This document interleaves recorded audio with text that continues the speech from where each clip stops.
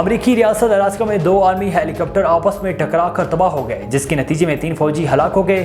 فوجی حکام کے مطابق دونوں ہیلی کاپٹر معمول کی تربیتی پرواز کے بعد واپس بیس پر پہنچ رہے تھے کہ حادثے کا شکار ہو کر تباہ ہو گئے۔ حادثے میں زخمی ہونے والے ایک فوجی کو فیئر بینک کے ہسپتال منتقل کیا گیا۔ تاہم فوج کی جانب سے ابھی تک حادثے کی وجوہات نہیں بتائی گئیں۔ یاد رہے کہ الاسکا میں ہیلی کاپٹرز کے حادثے کا گزشتہ چند ماہ میں یہ دوسرا واقعہ پیش آیا ہے۔ برطانوی شاہ چارلس سوم کی تاج پوشی کی تیاریوں کا آغاز ہو گیا، جس کے ساتھ ہی تاریخی شاہی سٹون آف ڈیسٹنی کو اسکاٹ لینڈ سے لندن منتقل کر دیا گیا۔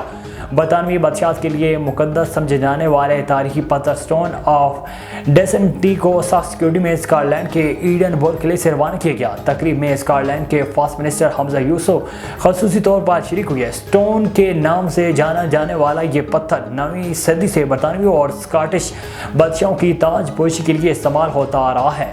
شاہ چارلس سوم کی رسم تاج پوشی 6 مئی کو لندن کے ویسٹ منسٹر ایبے میں ہوگی۔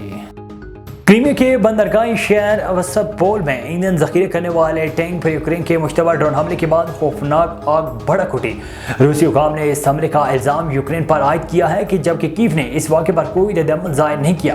روسی وزارت دفاع کے مطابق گزشتہ فروری میں روس کی جانب سے یوکرین میں فوج بھیجنے کے بعد سے سیواستوپول کئی بار فضائی حملے کی زد میں آ چکا ہے۔ سیواستوپول میں روسی فوج پہلے بھی یوکرین کے ڈرون حملوں کو پسپا کر چکا ہے۔ خیال رہے کہ روس کی جانب سے تازہ میزائل حملوں میں یوکرین کے اومان شہر میں رہائشی عمارت تباہ ہو گئی۔ حملے میں 25 شہری ہلاک ہو گئے ہیں۔